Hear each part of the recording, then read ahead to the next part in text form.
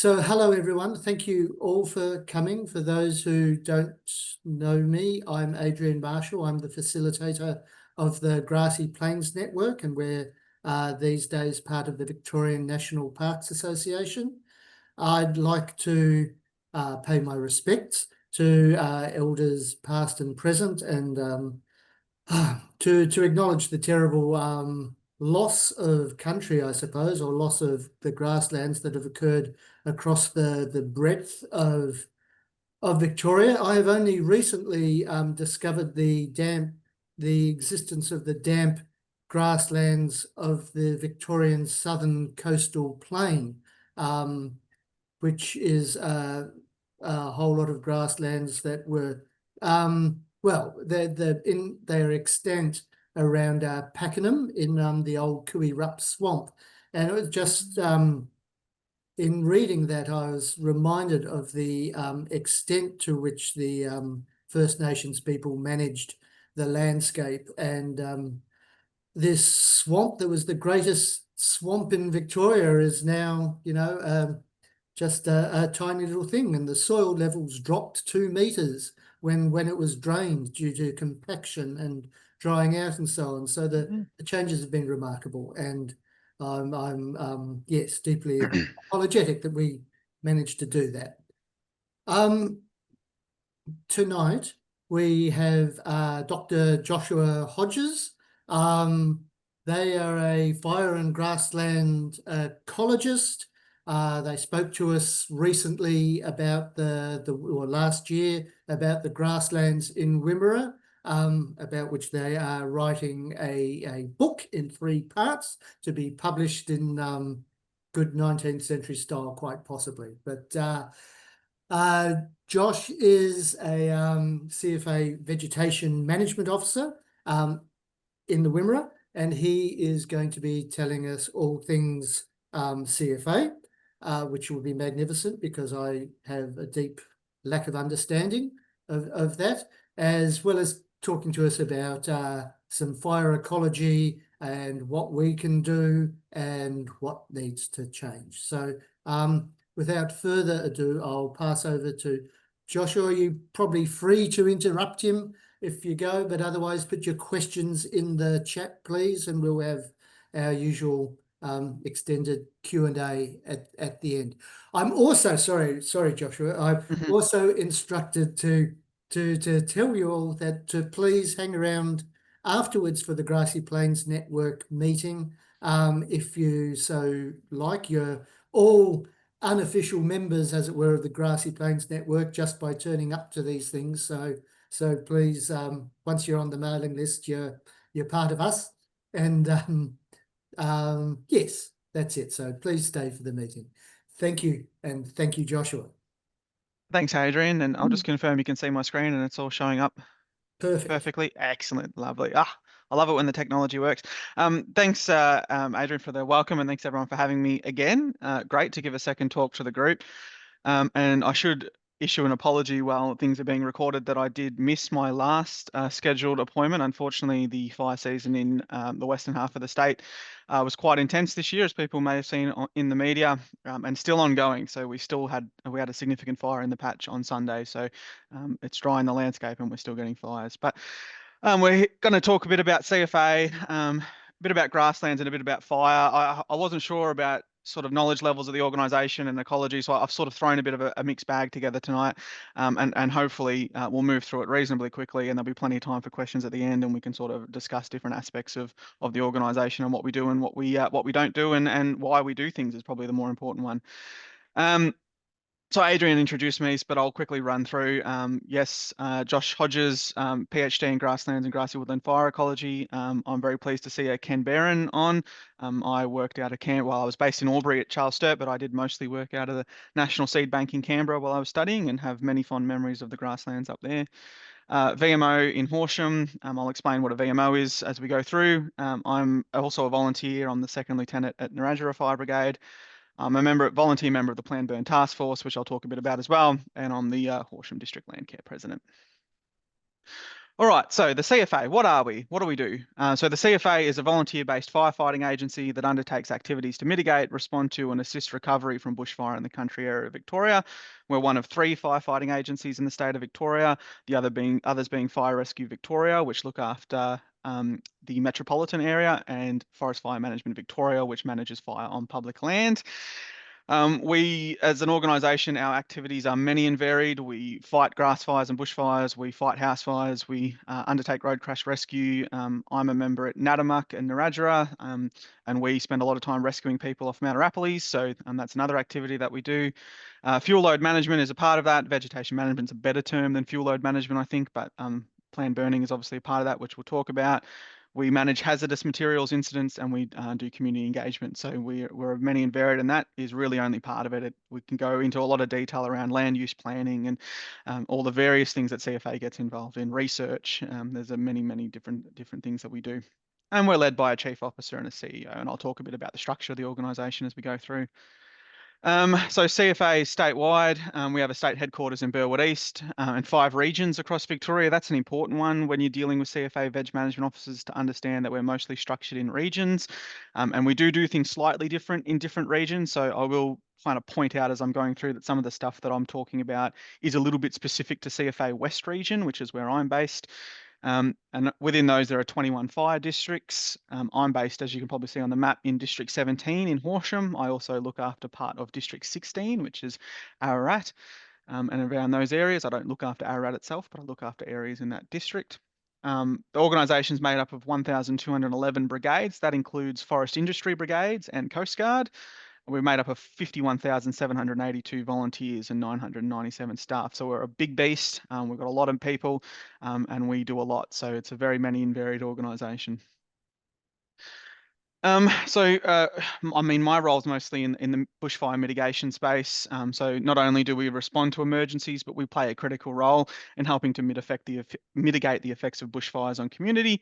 And this includes vegetation management activities such as burning. Obviously, the roadside burning, which is probably going to be the meat and drink of this talk, is a big part of that. It also involves mechanical treatments, less and less as time goes on.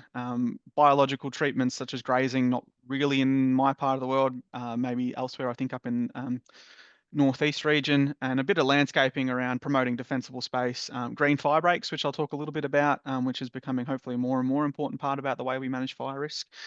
So that's a many and varied activity, but we'll mostly talk through the planned burning side of things. So CFA brigades undertake planned burns on behalf of a land manager to reduce fire risk. And these burns also benefit native grasslands, which I'm going to talk through in some detail. In terms of the why we do this and how we do this, it's conducted in accordance with Section 42 of the CFA Act, which authorises CFA to undertake burning at the request of and with the consent of the land manager. And that's an important point. CFA does not manage land. We do not have responsibility for the management of land. We do this on behalf of the land managers and owners. So it's really important from a grasslands point of view to be making sure that we're talking to the local landholders and we have their consent to undertake this kind of work. This is I'm not going to read all that because that's a very legalistic type thing that's taken straight out of the Act itself, but it's worth noting that within the Act and the way that we're authorising environment that we do plan burnings within CFA, a lot of this comes down to the officer in charge of the brigade. And from a grasslands advocacy point of view and trying to get more and more roadside burns done, it's really important to understand that who those people are in the community and make friends with them, and don't cheese them off, because they're a big part of the reason that we can get burns done, and they have a lot of authority to help us get that done. In terms of the structure, so we're structured in brigades, and then the groups of brigades are formed together. So in terms of trying to understand where we can get roadside burns done and who in terms of the volunteers we need to work with, that includes group officers and deputy group officers and captains who are in charge of brigades, and lieutenants who are kind of 2 and 3 and 4 ICs of brigades, and they have a lot of authority and pull under the Act. So the CFA Act and everything that we do vests authority in the CFA Chief Officer, which flows out to group and brigade officers as per Section 33 of the Act. And these are very important people to know if you want to get roadside burns done. So a big question that I do get from people is often around, like, how do we get more roadside burns done and how do I get my roadside burnt and stuff? A lot of this goes back to making good friends with these people in your community, because they're a big part of the reason that these get done, and also your local VMO. All right, so the Veg Management Program. So we are a subset within a subset within a subset of the organisation, but we are the staff members who coordinate and administer the planned burning program. So CFA employs us to support and coordinate planned burning and other veg management activities. This includes my role, which is the Vegetation Management Officer, the Vegetation Management Coordinators, which are my manager and above. So they sit at a much higher level and coordinate what we're doing. Vegetation management support officers, which are the people you never want to cheese off because they're the one that organise our lunches and dinners. So you don't want to be stuck with a bad dinner at a burn or a lunch. So you keep them happy as much as you can.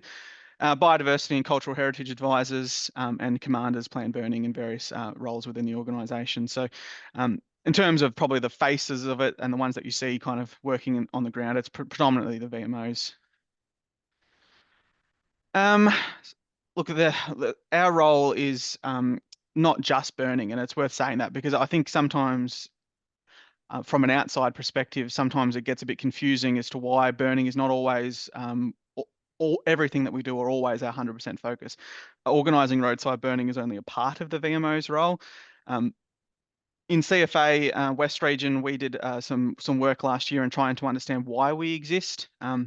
And CFA Veg Management, I should say, exists within the broader community safety department, which is made up of vegetation management, land use planning, and community engagement. And our role really is to empower CFA members, communities, and land managers to prepare for fire. From a VMO, veg management point of view, that involves planning and coordinating delivery of the CFA portion of the Joint Fuel Management Program, which I'll talk a little bit about, and the municipal fire management subplans, supporting brigades to deal with incidental fuel management issues.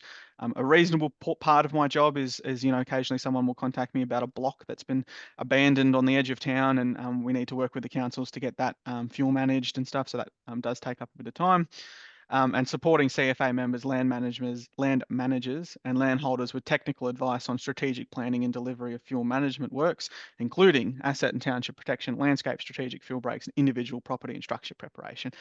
That's a very long-winded sentence, but basically what that means is I exist to give advice to people on best ways to undertake to reduce risk to themselves and their property. And stakeholder and community engagement regarding fuel management, which is becoming a bigger and bigger job. It's not necessarily a bad thing, but we are under increased scrutiny for all the burning that we do, and getting out there and explaining to communities why we do that is becoming a bigger and bigger part of the role. But I like a good meme, and I think this basically explains the role of the VMO. My role is basically to rally the troops and get them to charge. And that involves working with the brigades and kind of getting them organised to burn and looking out for weather windows and hopefully rallying the troops and getting everything organised.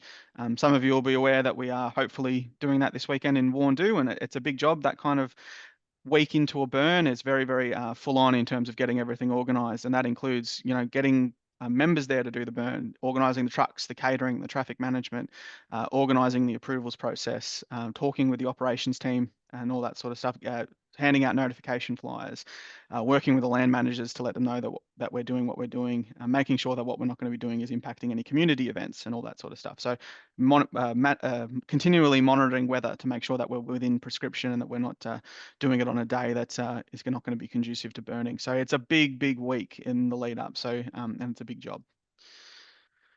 It's also worth noting too that CFA Veg Management staff undertake incident management support roles during fires, floods, and other emergencies. And this is a really significant time commitment over the high-risk weather season. I think this year I left my Veg Management Officer duties in maybe November after a few stints in October, and I returned in April.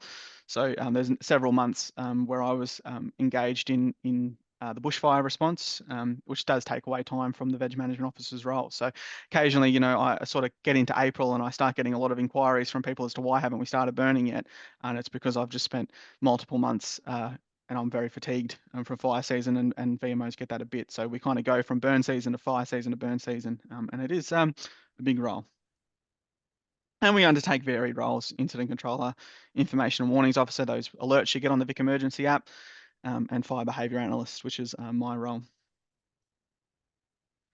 All right, so let's get into the meat and drink as to how we actually do this. So again, every region will do this slightly different. In CFA West region, all of our CFA works are included on the Municipal Fire Management Plan works list. So that's a document that exists. Basically at a council level, it gets reviewed every few years, and all of the CFA works that are authorised and approved by the Municipal Emergency Management Planning Committees, it sits on that list. And then any of those planned to be conducted in the next 3 years are nominated onto the Joint Fuel Management Program, which includes both DECA's planned burning that they do on the public land estate and our burns. And that's the way we do it. We review the JFMP annually, and we maintain that list. So if you want an idea of what we're planning to do, getting yourself access to the JFMP and the mapping that gets put up every year is a good idea. I won't go through all of this, but the process for getting burns organised and planned is many and varied, and can be reasonably complicated, but it has to go through a reasonably vigorous assessment process. Has to be assessed by a VMO, has to go through approvals locally. So it goes from our local district chief fire officer, sorry, I should take a step back, goes through the captain, the groups, assistant chief fire officers, up to deputy chief officers, and then all the way to the chief fire officer. So the chief officer and the chief fire officer for DECA. So it goes through a many approvals process, many stepped approval process. And also goes through biodiversity and cultural heritage checks to make sure that we're compliant with legislation. And there's many things involved with that. Predominantly in the biodiversity space, it usually involves excluding threatened species, or can also include restrictions on when we do burn. So we tend to not burn high quality grasslands in spring. And also could be the way that we construct our control lines. So we tend to have a control line on all of our burns. So, the way that we do that is can impact species. So there's many and various things in that. And in a heritage space, it's usually protection of cultural heritage trees like scar trees or scatter sites and various things that can pop up on roadsides and within our treatments. And then eventually we get to writing burn plans and hopefully eventually convincing the brigades to come on board to do these burns. And then, oops, sorry, just jumping ahead there. And then even once we've got to the burn plan stage and the approve, and we're there and we've got all our volunteers and we're ready to do a burn, and maybe we've got the planned burn task force involved, there is an approval process for igniting a burn. So there's actually a multi-stepped approvals process through the district duty officers and things to actually have an ignition authorised. And there's various permit requirements on that as well. So, and that depends on whether we're within the fire danger period or not. So we do require Schedule 12 permits for burning off during the fire danger period. And also, traffic management and potentially FFG permits. I haven't had to do any burns with FFG permits, but it could happen. All right, so this is sometimes a key question that I get from people who aren't always familiar with CFA or understand necessarily the rhyme and reason as to why we do burns. So we have strategic priorities, and that's the way that we work through prioritising when and where and why we're going to do our burns. Our number one priority is the protection of life. That is a government directed. It's written within the State Emergency Management Plan. That is our primary focus at all times. Protection of townships and assets, creating landscape strategic fuel breaks of sufficient width and continuity to halt or slow the spread of a fire. Using fire to maintain and promote fire responsive species and ecosystems. Obviously, grasslands are a key part of this, and I'm going to go into the ecology of that in a few moments. Enabling cultural fire. We do cultural burning with the registered Aboriginal parties and traditional owner groups around the state, which is increasingly a big part of our business and an important part. Facilitating training and professional development. So planned burning is a really key training tool for volunteers going out onto the fire line. All right, so I'm just going to go through this a little bit about how we actually approach this. So the research shows that there's 3 major causes of death during bushfires, and I apologise if I understand this can be a sensitive topic sometimes discussing our way through this. Obviously, that includes reducing risks to people at higher risk, age, illness, mobility, disability. So reducing risk in the interface with hospitals and aged care facilities and things like that. Obviously, evacuating aged care facilities during bushfire is a very significant undertaking. Creating areas where people can pull over and shelter during a fire. So, for example, one of the big risks with fires is people getting trapped on roadsides and getting burnt over by fire, which can obviously cause them significant harm. So a big part of what we do is actually trying to reduce fuel loads on major access roads or major commuter roads. So major highways and things, actually to reduce the fire risk to people travelling up and down the road. So this is a big part of our role. Where I am in the Wimmera, this predominantly expresses itself through burning in the interface with neighbourhood safer places. So some of you will be aware that I shouldn't say most, some towns have neighbourhood safer places in them which are areas where people can go to shelter during a bushfire, and we take burns and stuff around those just to reduce the risk to them. All right. So, wow. And what does that mean? And how do we actually protect townships and assets? So, research shows that fuel management is most effective at reducing house infrastructure structure loss, should include life loss in that, when done within the wildland urban interface. So, within the interface of assets. And there's a bit of science behind this. Effectively, there are 3 ways that houses get destroyed during a bushfire. One of it is from radiant heat from the fire, ember attack, and direct flame contact. And basically, what we're trying to do with our planned burning and our fuel management activities is to reduce the amount of radiant heat, reduce the intensity of a fire coming into contact with the structure, and reduce the amount of ember attack. Look, I'm a grass fire person, so I'm mostly going to put this in the context of a grass fire, but how does burning actually achieve that goal? So that sort of top scenario there is a scenario of a fire moving through an unmanaged grassland, and that is typically has increased fire intensity and flame heights due to increased biomass. You could read fuel there if you like. More radiant heat impacting structures, assets, and people, harder to suppress. And obviously, I put a house there, but you could very easily replace that with a shed or a fence or a car or a person. And that's not going to have particularly great outcomes if you're getting exposed to that kind of fire intensity. What plan burning does, it reduces the fuel and probably more importantly, to some extent, breaks up the continuity of the grass tussocks and reduces the radiant heat and fire intensity. That means less impacts to a structure, making it more likely to survive, and also makes it easier to suppress. So suppressing intense grass fires can be very, very difficult. Having a much lower intensity fire makes it a lot easier for people like myself and other volunteers to get in there and put them out. So landscape strategic fuel breaks. So this is probably not as much of a focus in the Wimmera where I am, but down on the southwest and the Victorian volcanic plains, the really big roadside burning that gets done down there. This is the theory behind it. So we do conduct burn to create landscape strategic fuel breaks, predominantly using the road and rail network. We tend to focus on 3 and 5 chain roads, so 60 to 100 metre wide roads to create really significant breaks in the landscape. And the idea being is that those should be of sufficient width and continuity to slow or halt the spread of a fire as it starts. And how does that actually do that? Well, burning limits spread as discontinuous grasslands only burn under higher wind speeds due to a lack of connected fuel to carry a fire. So if you imagine a fire moving through the landscape and it's consuming fuel as it goes and it's interacting with the fuels, what a burn does is it effectively knocks out accumulated litter, and then you have individual tussocks that have grown that year. And if the flame isn't big enough to connect those individual tussocks, it can actually limit the spread. And I'm going to show you some photos of examples of what that actually looks like, because it's a bit hard to sort of imagine it using a diagram. And if if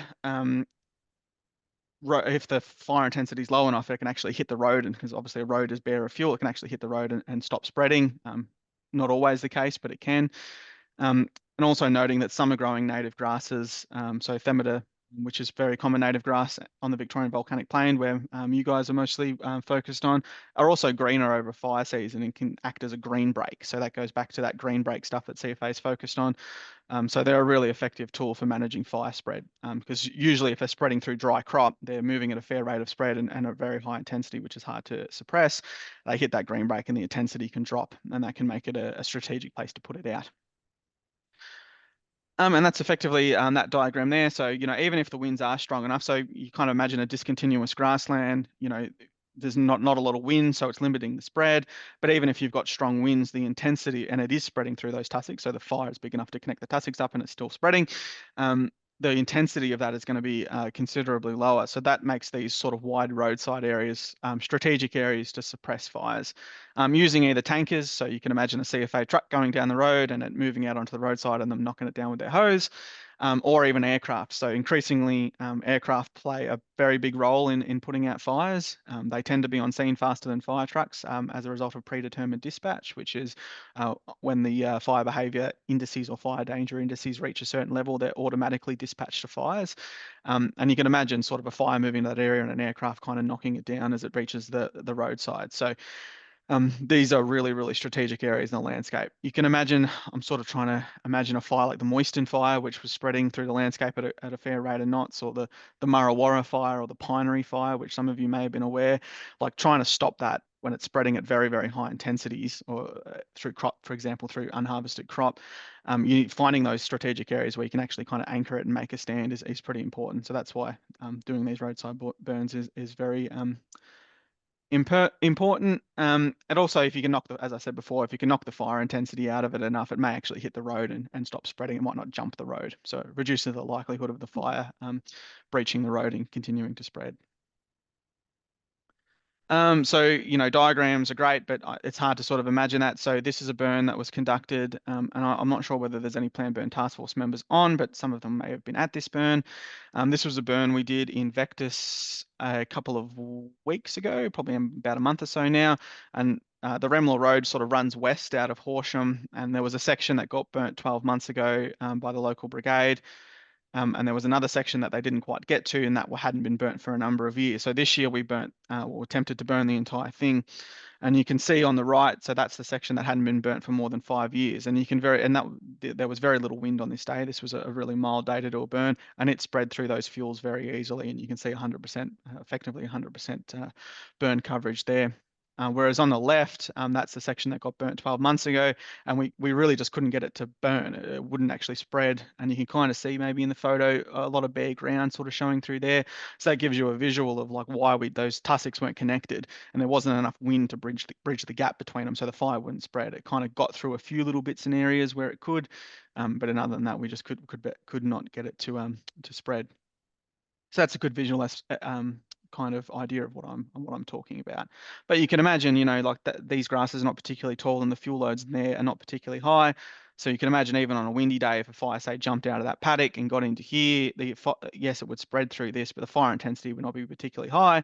So you can imagine a tanker, that's sort of Horsham off there in the distance. You can imagine a tanker kind of coming down here and putting it out with its hose, or an aircraft coming out of Horsham Airport and starting to knock it down, hopefully pretty quickly. So that's a pretty good, well, hopefully that's a pretty good visual idea of what I'm talking about. All right, so does this work? Yes, but I'm going to give you some monitoring to show you that. So this is some monitoring of my joint fuel management program from 2023 to 2024.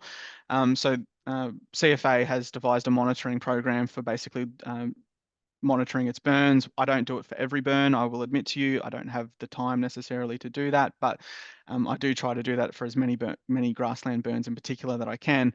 And you can see on the left, so this is bare ground cover. So pre-treatment, we were sort of looking at 0 to 20% bare ground cover across the treatments.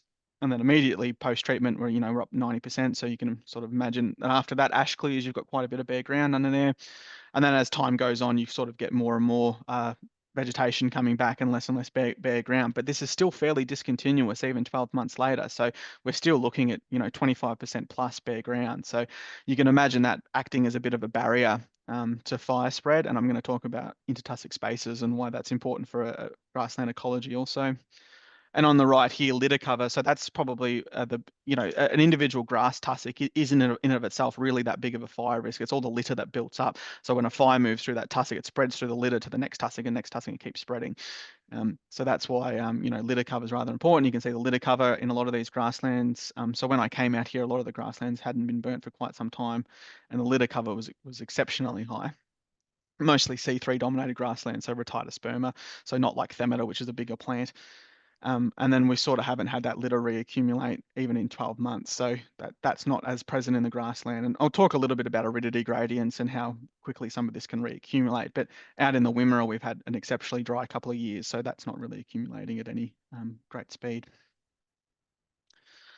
Oh, I'm going to talk about the next slide. How good. Grasslands in Victoria exist across an aridity gradient. So aridity is a mixed measure of looking at precipitation and net radiation, so solar radiation. It's effectively a measure of how dry a place is. And this is a perennial question in CFA and fire management circles and ecological circles around how frequently do we need to burn to meet our fire management and ecological objectives. And this is likely to vary with aridity due to different grass accumulation rates. That's accumulating very slow. The Wimmera is a fairly dry part of the world, as people would be aware. People probably are aware too that on the Victorian volcanic plain and other places which are quite productive, the grasses tend to accumulate a lot quicker. So burning more frequently is probably important. But this is something that we're trying to do just to understand both effectively two things. One is tolerable fire intervals. So looking at that from an ecological point of view, how frequently do we need to burn, or how long can we leave a roadside before we start to see ecological decline? That's likely to vary depending on aridity, and also optimal return intervals for fire purposes. So how frequently do I need to get out there and burn a road for it to maintain it as an effective fuel break? So keeping in mind that one there, we burnt 12 months ago, and that's still acting as a very effective break. So we don't need to be out there every year burning that grass. All right, let's get into the fun ecology stuff. I think this is also very important to talk about. So, in terms of CFA burns, very few CFA burns get done purely for ecological reasons. It does happen, but all of our burns have an ecological outcome. And I think it's worth pausing there just to kind of reflect on that for a few seconds, because I think sometimes this does limit roadside burning in the roads that we do burn, is that we don't go out there and burn for ecological purposes. We're not a land management agency. We're not an environmental group. We're not ecologists. Well, I am, but for the vast majority aren't ecologists. But what we do is we go out there and burn predominantly for strategic fire risk purposes. So I think sometimes that probably creates a little bit of tension sometimes in some of these roadsides that really, really need to be burnt for ecological purposes, but they don't necessarily rank particularly high in our priority list from a fire risk point of view, and that does limit getting burns. And I don't always have control over that. A lot of these decisions get made at a much higher level than me. CFA burning over the years has played a pretty critical role in maintaining healthy native grassland and grassy woodlands. I bolded maintaining there. It's sort of it's almost a little bit of a pedantic point, but I do hear some people say fire increases biodiversity in native grasslands. Not so much the case. It's more about maintenance of diversity, and I'll talk a little bit about that. But well, I'll talk about that a bit more in a bit more detail as to what I'm talking about there. All right, so how does this actually happen? So why do CFA burns, why do we have such healthy native grassland where CFA burns? Well, in native grasslands, competition for light and space excludes species in the absences of disturbances such as fire due to the accumulation of litter from previous year's growth in intertussock spaces. So competition for, that wasn't a very well constructed sentence, I apologize. Busy fire season, busy burn season, and fires on the weekend. Some of these slides have been thrown together with a bit of haste. I apologise. But basically what we're talking about here is competition for light and space is a really, really important factor in species occurrence in native grasslands. And in the absence of fire, you get a build-up of grass growth and litter, which then excludes some species. So what fire does do is it reduces competition and creates some space for some of these forbs and wildflowers and smaller grass species to co-occur and establish and flower. So on the left, you've got your closed habitat, increased competition for resources, such as light, space, and nutrients, and periodic fire reduces that competition, allowing more species to coexist. And it's worth pausing there just to make some connections between the interactions between ecology and fire risk, because I think that's important. What we're getting here is healthy native grassland and grassy woodlands. We're getting reduced biomass, which makes fires easier to suppress and reduces the chances of it jumping a road. And we get discontinuity, which limits spread unless wind speeds are elevated. So we're sort of ticking multiple boxes here: ecology, fire risk. So I think that's an important note, is that there is a really happy marriage here between fire management and biodiversity, which is great. What are the many and varied ways that species come back from fire? It's worth noting that in native grasslands are predominantly a perennial dominated ecosystem, so predominantly plants will resprout from the bud and tuber bank. They do also germinate in response to smoke and heat cues. In fact, that was the topic of my PhD thesis, which I'm going to present some results on in a few moments. Increased post-fire flowering, and I do apologise, I do present this talk occasionally in a bit more of a general sense, so I did include thermal insulation and above ground persistence, which is not really a thing in native grasslands, but it does occur in other species. So how does too infrequent fire threaten grassland? So it's sort of in that top left-ish there, you're sort of seeing a healthy grassland in its native state. You're seeing the above ground flora looking very happy. You're also seeing the below ground flora. So those buds and tubers and some seeds, that's what those black dots are, sitting below ground ready to regenerate. In the absence of fire, you get that increased biomass accumulation in the intertarsic spaces, and it's starting to reduce increased competition for light and space, and you're starting to see those species disappear. But we still have from the above ground flora, I should say. But we still have buds and tubers and seeds in below ground. So there's still capacity for this grassland to come back, and we're seeing that a little bit where you burn a grassland. I'm sorry, I should say we're seeing that more so in the Wimmera, where we're burning grasslands which haven't had fire for quite a long time, and we're actually seeing quite good regeneration of wildflowers, and I'll show you a couple of examples of those in a few moments. So there obviously still some sort of regenerative capability sitting there. However, I suppose if you go long enough, eventually those buds and tumors die. They're either aged or lost to predation. Same with seeds. The timelines around that, there's probably people on this call who would know better than me. In seeds, it's quite short times. Most native grasslands have a transient seed bank, so seeds tend to age quickly and be lost, or age and or be lost to predation quite quickly. In terms of buds and tubers and rhizomes and various things that things resprout from, your guess is as good as mine as to how long some of these species will last for. I don't know, to be honest.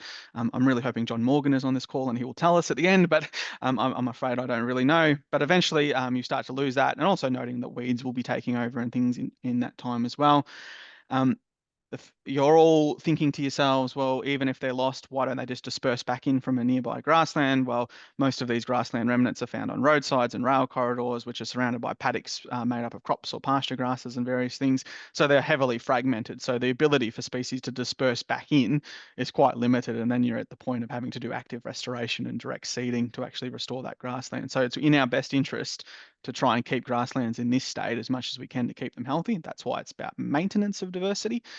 And if they get to this, then we need to get a fire back into them pretty soon to stop it from becoming that. And then there's plenty of roads in this state now, which is very sad. Right. Let's talk about some good stuff. So some happy stories. So this is those of you who came to my Wimmera Plains Grassland talk will have heard about Dutch and Bargara Lake Road. At that time, we were still working towards cool burning trials in there. We've now done a number of cool burning trials in that grassland. And so I'm a big fan of these diagrams, but I think photos tell the better story. So on the left here, hopefully you can see that concept that I was talking about individual tussocks and that litter all built up in the intertussock spaces, which is limiting that, increase that competition for light and space, and a lot of space there for things to establish and flower. It's increased competition for light. That's a photo of, we've actually done 3 burns now in that grassland. That's a photo of one of the burns. As you notice, it was a very cool burn. I think I did it in, I want to say August. Actually, I think this one might have been July. We did one in June, one in July, and one in August. It was very dry last year, so we were only just starting to get a bit of green stuff coming up. Winter growing grasses predominantly, so rotidospermas and stipers rather than kangaroo grass. And this is the result afterwards. So you can see that photo on the left, that was pretty representative of the grassland as a whole. And then afterwards, we had quite a number of wildflowers that came up. That's Lomandra filiformis, Vitidinia, and that's grey germander. So a number of native wildflowers coming up. So you can kind of imagine to some extent that it was probably more so in this second state here. So there was still capacity for these species to come back. They weren't fully gone, and now we've burnt it, and we've actually got an increase in diversity of wildflowers. So that's a really positive outcome. I can tell you're all thinking to yourselves, but CFA doesn't just do cool burns. In fact, it's a minority of the stuff that we do in many respects, but that isn't necessarily limited to our cool burning. We do quite a lot of reasonably higher intensity roadside burns. This particular example is Naring grassland, which some of you may know. It's up north of Shepparton. It's quite close to Numurkah, where I was born. And this is a grassland that got burnt last year. This is a photo. This photo was actually from a couple of years before we did the burn in 2021 when I was out there surveying it for my PhD. But this was in spring, so you can see very, very little species coming up there. That's getting well and truly choked out it was a wetter year as well. So I apologize. This is 2021 when we first planned to burn it, not when I was surveying it for my PhD. That was in 2018. In 2021, it was a fairly wet year, so we had quite a bit of growth on it, and you can see not very many wildflowers coming up in there, and imagining increased competition as previously mentioned. And you can see that we've burnt that. Last year, it was a reasonably higher intensity fire just because it was so dry last year. We actually burnt that reasonably late in the season, and I was the ignition crew leader on that job, and there wasn't much I could do to keep that thing from not burning at reasonably high intensity because it was so dry. And that's a photo from Doug Robinson from Trust for Nature. I think he took that photo potentially in September. And you can see there, like, you kind of compare the left to right. So you can see really, really choked up. You can see all the bare ground there. And the increased intertussock spaces and quite an increase in wildflower diversity and flowering, probably more so flowering output than anything else. Noting that this was a crazy dry year. So we probably, if we had a bit more moisture, it might have been even more impressive. But you start to put that in terms of ecology and grasslands, it's looking very nice, but you start to think about that in terms of fire risk as well. So you can very, very quickly imagine it a bit drier than that, but you can very, very quickly imagine a fire moving through that, such as the one that we lit, very, very easily. But you can see, like, I can't really see a fire moving through there at a great rate of knots with that much bare ground sitting there. So that's kind of those concepts coming together, hopefully, through some photographs. It's worth noting too that even just maintaining healthy native grassland reduces risk. This is a topic that comes up very frequently in CFA circles around, why do we burn in autumn? Why don't we burn in spring closer to fire season so that we've got black ground when fire season goes through? It's a very, very, very common debate that we have with both paid staff and volunteers. And it's worth noting that, even just maintenance of native grassland reduces our risk. It creates those green breaks, as I mentioned. But you start to put that in terms of suppressibility, in terms of knocking down a fire as it spreads. This is fire intensity here on the right. You can see in terms of kilojoules per meter, native grasslands quite a lot lower than the exotic grasslands. So you put that just purely in the terms of what a volunteer can expect when they rock up in a truck and they're trying to put the fire out. These fires are going to be much easier to put out than these fires because the intensity is lower. Okay, so that's I think that hopefully that point speaks for itself to some extent. Fire, not necessarily interchangeable either, because your next question is, why don't we just mow these grasslands? And there is some studies that do look at mowing. Well, not this one, but there are others. But the article on the left was a literature review that I was involved in as a PhD student with my PhD supervisor Jody and John Morgan and others, and an honours student Michael Cleland. And we conducted a literature review to look at basically switches in disturbance types. And we looked at southeastern Australia generally, but what prompted the question was mostly looking at areas where that had been grazed historically, and then we were switching them over to fire, but we weren't seeing any increase in biodiversity. Remember, fire doesn't increase biodiversity. Remember that. And we were wondering why. Like, why aren't we seeing this? Largely that goes back to this concept back here where they had been grazed and not burnt for so long that I suspect they were probably more in this state, so they needed to be actively restored to get back to some sort of native state. Which that paper did bear out. The only papers where we saw increase in diversity was ones that just switches in disturbance type was coupled with seed addition. But the bigger story out of that paper too was that you can't really switch disturbance types from fire to another disturbance type. So go from fire to mowing or fire to grazing and necessarily maintain diversity. Effectively, that question was the topic of my PhD, and I spent 4 years looking into why that might be. My theory on it is that fire doesn't just remove biomass. Like, it's not just about competition. That's a key part of it. But there's also other things that fire provides. Some of that's about nutrients, but probably also to some extent it provides physiochemical conditions, which is a bit jargony, but it provides smoke and heat, which other disturbances don't, which then can also act as a cue for germination in combination with things like moisture and sunlight and things. The figure on the right is one of the sorry, what have I done there? The figure on the right is a figure from my PhD thesis, and I won't rob you of the hours of pleasure you'll have reading that. Please do. I think the examiners, myself and my mother, are the only ones that have read it in full. But it's well worth a look at that. This was 6 studies. So this experiment was done in Canberra at a number of grasslands sites that our friend from Canberra will hopefully be aware of. But basically what I did is I had 3 treatments: a control, which was just a grassland left on its own; removal, so I actually got down there with a quadrat and a pair of scissors and I cut all the biomass out, which was quite a fun exercise. I was a bit fitter then, actually, to be honest. So that was that one, and fire, so that we burnt it. And then actually before we burnt it and before we did the biomass removal, we sowed seed into each of those 1 meter quadrats. So we did lines and sowed each of the 6 species in the lines, 1 biomass removed, 1 burnt, and 1 controlled, and obviously replicated over multiple sites, and 10 quadrats per site.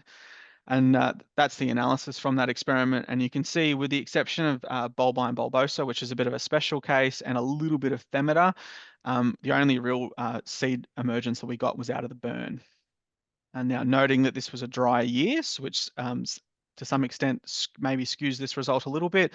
Unfortunately, COVID kicked off not long after I did this experiment, which I was very disappointed in, but I wanted to do multiple years. But we did see some really good germination occurring pretty much of all 6 species in the burn, and quite a bit. Now, I only sowed 100 seeds of most of these species, and I got close to 100 germinating out of some of these. So there's a really good result. And I think that speaks to the hypothesis that I was putting forward as part of my PhD, which is that fire is providing something that biomass removal on its own doesn't. And my theory on that was it's the smoke and heat cues. That's combined with some laboratory germination trials that I did, where I looked at smoke and heat in a laboratory and saw increased germination. Whether there's other aspects at play, future PhD students and honours students can have a field day with that one, hopefully. But to sum up, that was a big journey. But to sum up on that, it's really important to realise that burning is not substitutable for mowing, and that's really important for the way that we manage native grasslands now. Increasingly, social license for planned burning is declining, and land managers are becoming less and less keen on issuing permits and consents for CFA brigades to do burns, and they're switching over their management to mowing, and that is a bit of a threat, and that's something that we should be aware of in the way that we approach native grassland conservation. All right, so what limits burning in the CFA? So we could have a long conversation about this, I reckon, and people have different views. This is just my view of the world as a long-term CFA volunteer and a CFA staff member who works with this all the time. I think the biggest one is sufficient available members to undertake burns. The Plan Burn Task Force is very much bridging the gap here. Without the Plan Burn Task Force, many of the roadsides that have been burnt in the last couple of years would not have been burnt. So they're making a really, really big difference. They are assisting with this, but they're still a finite resource. You remember, they're volunteers. We can't just keep flogging them forever and using them for burns. They are a finite resource. They do a fantastic job at getting this done, though. So that's really important to note that their contribution to this. And I'll talk a little bit about what I think members of this group could be doing in regards. Fatigue, both of staff and volunteers. I put that in there on a bit of a personal note. This fire season has knocked a lot of us around in terms of fatigue. It was very intense, and that's problem's only going to get worse with climate change, where we're not superhuman. We do get fatigued. I'm feeling it on a personal note, and many of the volunteers are feeling it as well, especially members of the Plan Burn Task Force.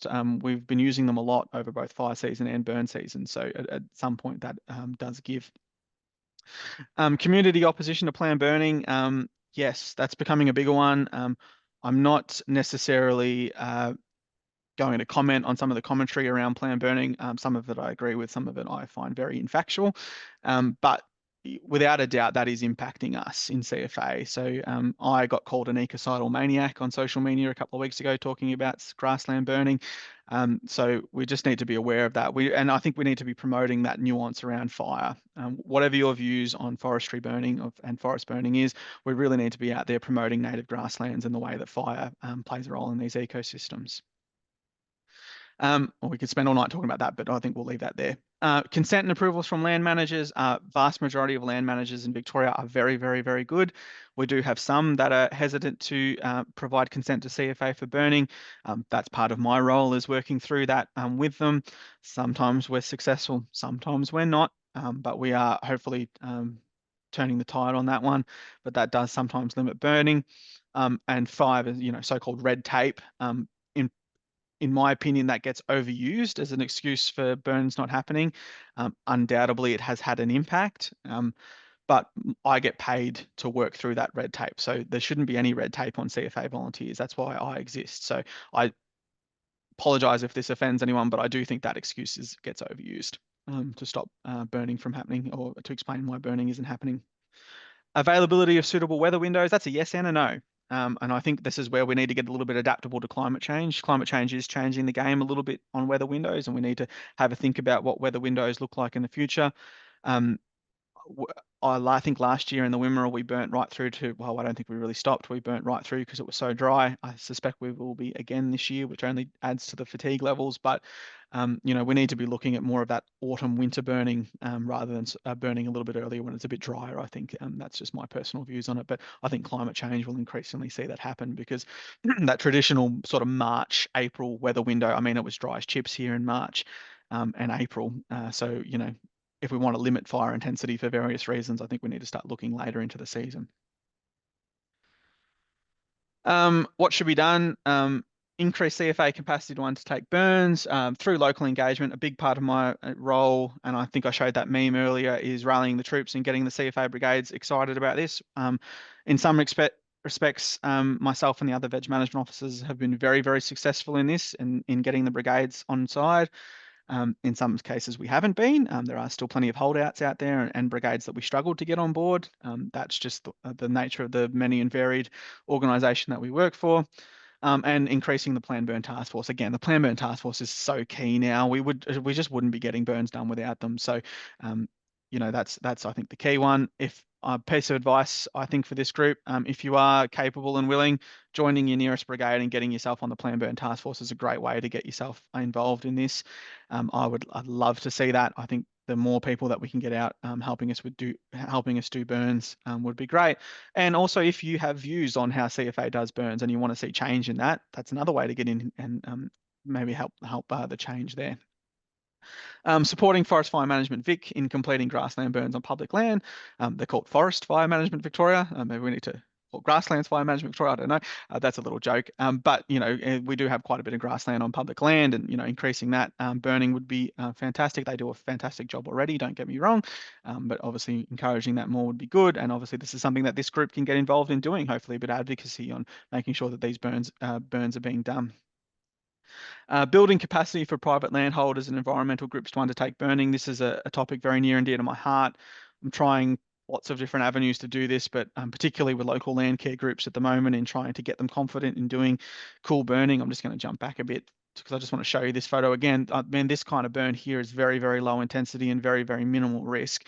This is the kind of burning that people could be doing with very minimal resources and hopefully a bit of training and a bit of confidence. So, you can see the ecological outcomes of this kind of burning there. So this is the kind of thing that I think we need to be doing more of. If we go back to the limiting factors, big limiting factor is having sufficient available members to actually do this. So, being able to look at those opportunities where we can do this with less resources and things would be really, really good. Where am I? And an ecological burning task force. I put a question mark there because that's something that maybe I think this group could talk about advocating for. I'm a CFA volunteer, CFA staff member. I'm very passionate about the role that volunteer fire brigades play in this. But a question I will pose to you, and I'm happy to say this while we're recording, is that a great system, relying on volunteer firefighters to maintain a critically endangered native ecosystem? Should we be promoting more of a paid force that's dedicated to doing this? Don't know. But I put this to the group. That's something that we should be advocating for. And that's it, Adrian. That was a very many and varied presentation, but I just thought I'd throw things out there and maybe stimulate some conversation. People can ask questions. Fantastic, Joshua. That was very, very informative indeed. I'm interested. Well, obviously the ecological burning task force is a big one. Would the argument be that it would be taking resources away from protecting life and all those primary responsibilities that are in the Act and so on? I think it would, Adrian, but I think that's where we've really got to sell the story that actually maintaining healthy native grassland is in of itself a method of reducing fire risk. Obviously, there's always going to be that high priority stuff closer to towns and areas of high life risk, but I would hope that, if we could get proper investment in this space, there would be enough money and time and stuff to be able to do this, to do all these things that people value. Unfortunately, that's not always the case at the minute. Government does invest quite well in fuel management and planned burning. We're not strapped for cash to some extent, but I think if we could sort of more work on this kind of space, I think that would be really good. Louise Ashton, you have your hand up, I believe.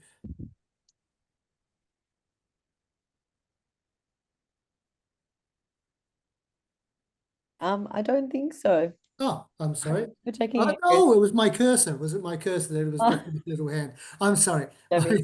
Well, feel free to ask a question. But what have we got? We have Daniel Bennon asks it seems like quite a complicated question. So planned burns / land management of roadsides are made via Vic roads and councils as land managers on public land, understanding section 42 of the CFA.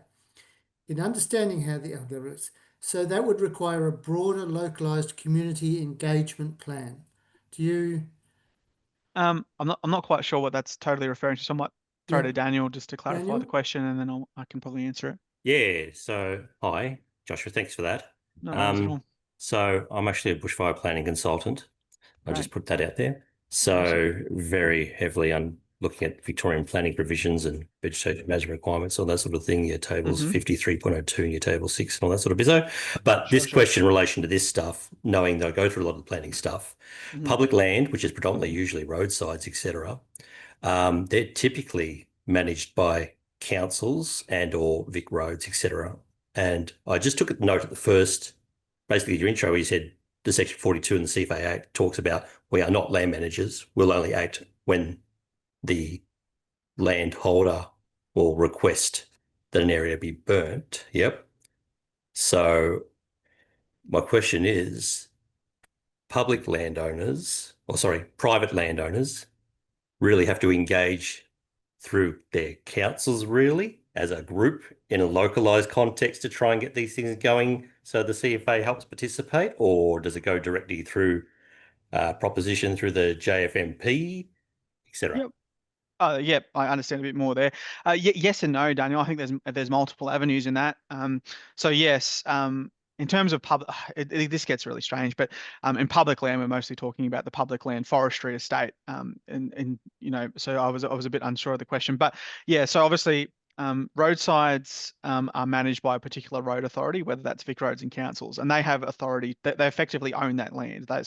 You can't do things on their land without their approval. Same way I can't walk into your house and break down a wall or something. So we need their approval and their consent to do things. That's what Section 42 of the CFA Act refers to. So it says that they need to request it, or we need their consent to be able to do things. In terms of, I'm not so sure about a community engagement plan per se, but if people want to advocate on getting roadsides burned, obviously that involves getting landholders to consent to doing that, and whether that's council or Vic roads or or forest fire or DECA as a public land manager in terms of the public land estate. That's obviously a part of it. You can come talk to CFA about that, and we can then go to the land manager and have that conversation with them. So a lot of the ecological burning that we do in the Wimmera has gone through that process. So land care groups have brought that to me, and then I've taken it to the council or something to have a conversation about. So I think, yeah, all roads lead to Rome to some extent, but I do highly encourage having conversations with both CFA and council if you're advocating to get burns done, because we're the ones that are going to do it at the end of the day. Yeah, until we can build capacity elsewhere. Debbie, you have your hand up, a proper hand up this time. Yes, I realised my protolepis always hides my hand. So I took away my protolepis. I want to ask a specific question early on. You talked about the Wimmera and you burnt some sites that had been long unburnt. How long unburnt were they? And some of these, the buds still came up. So orchids, I'm assuming, lilies. I'm confused. I would just really want to know that. The question. It's a great question, Debbie, and unfortunately records are not that good. So it's hard to know exactly when the last burn would have occurred. We mostly rely on sort of local knowledge to get that information. So, for example, one of the burns in question was Rapanyip, was an old disused rail line outside of Rapanyip, which we had really good regeneration in. And I think you might have been included on an email where I sent some photos through of that one. According to the local group officer, that hadn't been burnt for 40+ years. He remembers it being burnt when he was a child, and that's it. So, he remembers it being burnt as a young CFA member. So 40+ years potentially. So it's not. Wow, that's amazing. Yeah, and that's really interesting because we don't know. We actually just do not know how long some of these intertussock, plants, orchids, buds will actually survive, or even the seed, whether the seed was there and it actually did that. And I was going to say a few more comments. Grasslands, if we burnt all grasslands as they're ecologically supposed to be, all of them would be managed properly as fire breaks and retardants for absolutely everything. So I don't see where you can say some places are more important than others. They're all important, especially the roadsides. And also another comment I found too when I did my research, that mowing was as good, it's not significantly different than a control. It's as simple as that. Burning, significantly different. In regards to flowering for pimelia, producing seeds, mowing and a control was exactly the same, pretty much. So exactly what you found, which was really interesting. And also the other thing I think a burning does, removes all the nutrients. I think that's, you talked about other chemical cues and things, but it gets rid of all that biomass. And so you have less nutrients on the ground to soak in, sort of thing. Whereas mowing leaves all that thatch. I think I did mention nutrients, and that was part of my hypothesis. I never really ended up doing any direct testing on that one, but that was kind of my thinking too, is that sometimes there was studies done as a part of other PhDs where they looked at nitrification and stuff of urban grasslands and noted that resulted in a decline in forb diversity. And I was thinking a bit about kind of like what you were saying around whether mowing sort of leaves it there and you would get an increase in nutrients, which then reduces forb diversity. Fortunately, I kind of ran out of time to sort of dig into that in any detail, but I suspect that's another part of it. I suspect another part of that too is also when you burn it, you get increased moisture, seed soil contact, and increased moisture into the soils as a result of them not getting run off. So I think increased moisture is probably a part of it as well. But yeah, that's a good note. And yeah, I totally agree on the time since fire thing. It's there's a lot of, I think, talk around we need to burn every year or every second year to maintain native grasslands. I'm not totally convinced by it. I think weed management's probably a big reason why we probably don't always get that really good flush of diversity when sites have gone really long unburnt. But if we could couple that with a bit of active direct seeding and a bit of more weed management, would we get it? I don't know. So yeah, all interesting questions. Noting the Wimmera is a lot drier than other areas, so that could be so maybe you wonder whether those tubers hang on longer. That's the other thing. Like, do they? You just don't know. Definitely more resources. I'm shocked that we don't have more resources with burning over time, considering global warming, and it's just going to burn more anyway. And we, as you said, you get no rest now. It's very difficult to get burns done because there is not enough people doing the burns. I thought cultural burning was supposed to step up and take over and help, but is it? Is there any help there? There is. There's many reasons why maybe that hasn't gone, maybe increased as much as we would have hoped. I mean, traditional owners do a lot of burning in this part of the world, but there's, I'm not going to comment too much on that. I think that's not for me to comment on. But I think it'd be a shame. It's a shame it's not happened more, and it really should be supported and be more active, because that is what we have to do. As you said, the cool burning, which is what's supposed to happen over time. Right, I'll stop talking. We probably need another talk on fuel management and just definitely various ways we can do it. David Unwin, you have your hand up. Yes, thank you. Hi, thanks Josh for the talk. It's really informative, and I see Debbie's here from a previous one on where she talked about pimelia, which was interesting too. A couple of things that you've said there that I sort of have a couple of questions on. So the first one, I'll just touch on, I read a paper a little while ago, would be a few years ago, about there's a nutrient pulse after a burn, but then it depletes within about 3 months. And that's obviously from the ash on the ground and possibly gets washed away when there's a rain or gets taken up by new seeds germinating or fungi. So I wouldn't say from I wouldn't say it would be completely devoid of nutrients following a burn. I think that there is a lot of unlocked nutrients that disappear fairly quickly, from what I've read anyway. But the question that I had was, you talked about green breaks, and in my land care group, I frequently come across people that aren't in the land care group but are in the community that say, oh, agapanthus are great because they're a green break for a grass fire, and say get rid of them because they're a weed. But what can we replace them with? You said Thermida is a really good green break. What other sorts of things could we use as a green break on a fairly grassy area? Yeah, that's a fantastic question. Yeah, thanks for asking that one. Yeah, just I mean, I don't think anyone's implying that fire would take away all nutrients. There needs to be some sort of nutrients for plant growth to occur. But yeah, I think you're right. You do get a bit of an initial sort of peak and then a decline. In terms of green breaks, agapanthus. God, I've spent so much time digging out agapanthus that I'm now scarred by the term. But yes, in terms of other species, the CFA does have a great resource on that, which is called the Firewise Plant Selection Key. But I think Thermida is a great green break. It's not perfect. I mean, fire will still spread through it, but if you maintain it in a discontinuous state, it's pretty green over summer, unless it's really dry, and the fire intensity will drop as soon as it gets into it. So that's why it's a good green break. Other things like pig face and other sort of succulent type native plants are quite effective green breaks as well. So there's a few different species you could try, but I would encourage you to get onto the Firewise plant list on the CFA website, because there's some good resources in there for doing green breaks. Red leg grass is another species that's quite spot good on. too. Yeah, spot on. Yeah, red leg grass is quite similar. Yeah. All those summer growing ones. Amy Jackson's got a comment in here that I just like. It's a comment, not a question, but great presentation. I think that's a great point about the cool burning and late season burning, late autumn, winter, being really beneficial for grasslands, if not for fuel reduction.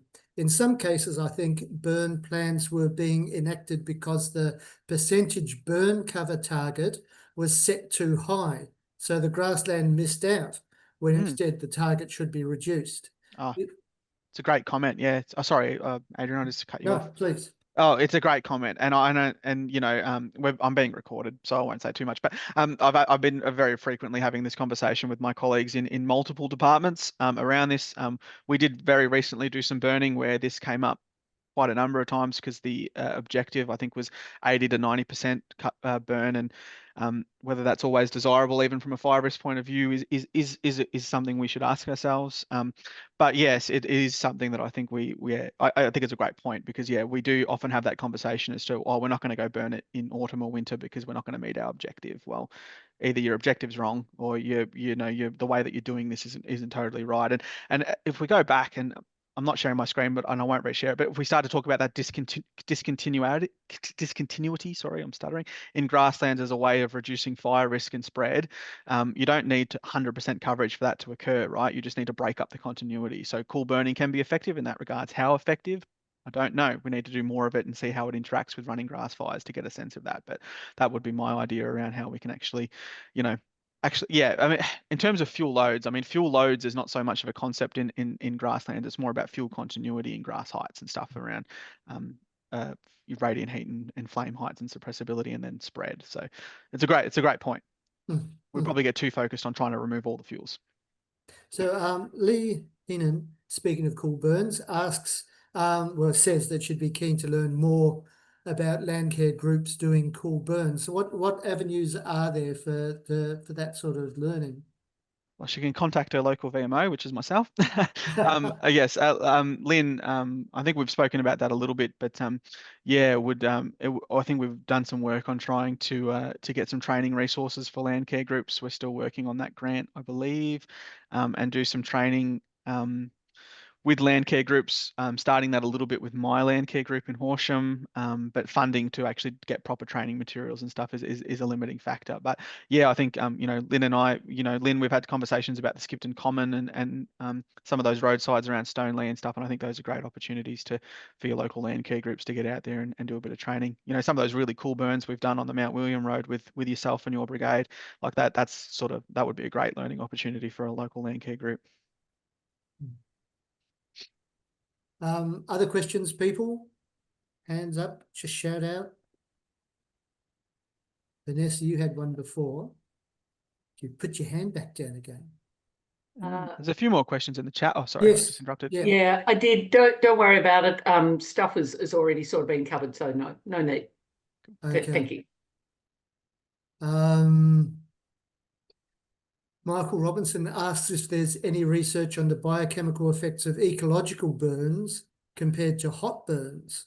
Is it only carbon, or are there other nutrient benefits? Well, we've sort of talked about that a little bit, and it's probably a giant conversation we can't completely cover. But anything you'd like to say about the consequences of cool versus hot? Yeah, I'm not sure it's always as clear cut with cool versus hot, but there was a study done on nutrients and moisture retention with no fire compared to a department prescribed burn compared to a cultural burn, which was done at a lot lower intensities, and it compared the three, and basically it showed the prescribed burn was better than no burn, and the cultural burn was better than them both, which I kind of read that as, in terms of intensity, as lower intensity stuff is probably going to be better for nutrient retention and moisture retention. But that's a really, really complex space. Like we could go down a whole rabbit hole on that conversation alone, I think. But yeah, probably needs more research, to be honest. Yeah, and a whole talk. Ruth Cannon, you have your hand up. Yes. Can you hear me? Yes.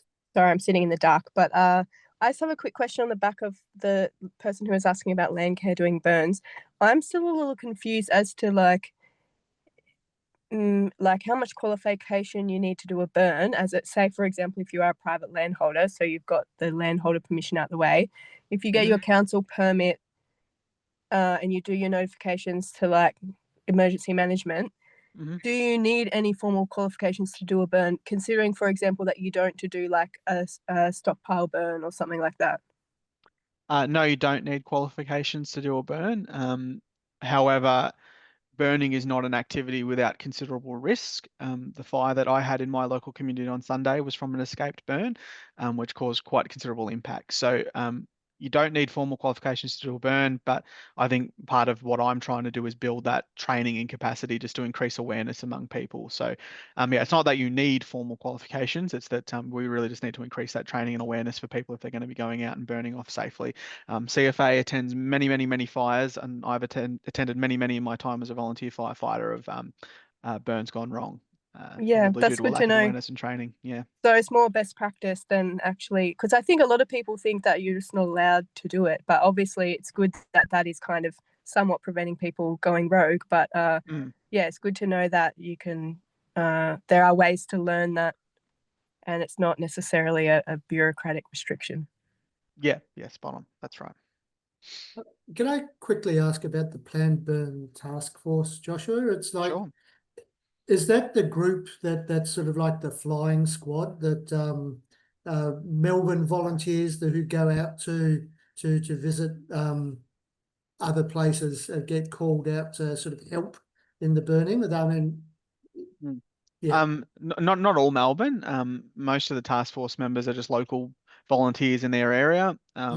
We do have quite a few from Melbourne that come out, like a lot of the sort of outer metro where they don't get a lot of exposure to fight the actual bush and grass fires, so they come out on burns for training purposes, and then when they get deployed out as part of a strike team to an actual bushfire, they've got a bit more awareness.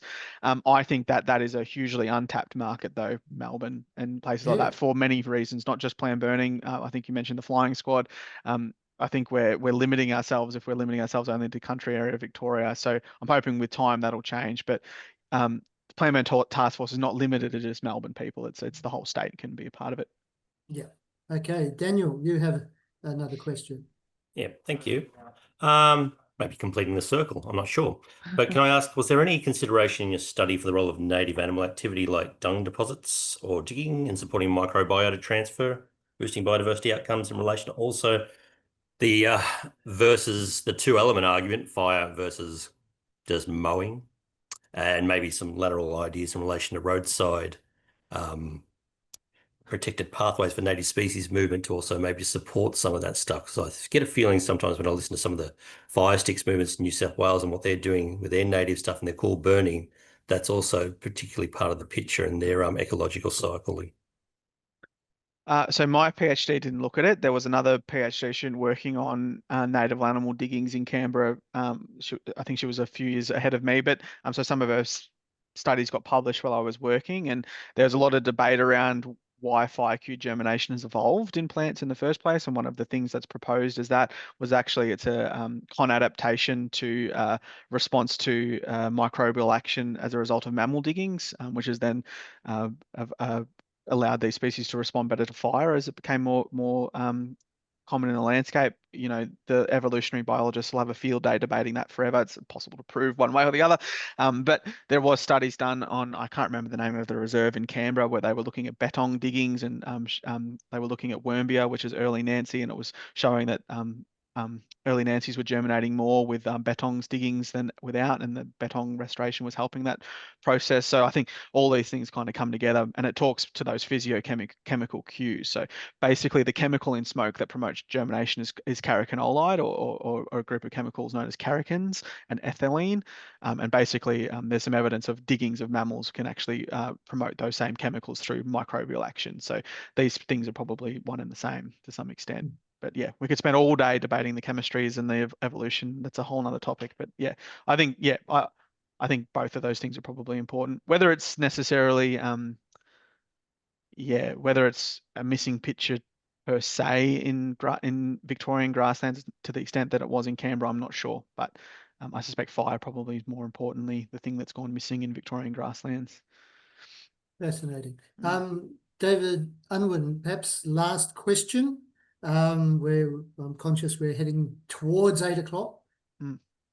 Sure, thanks. Just keeping that circle rolling.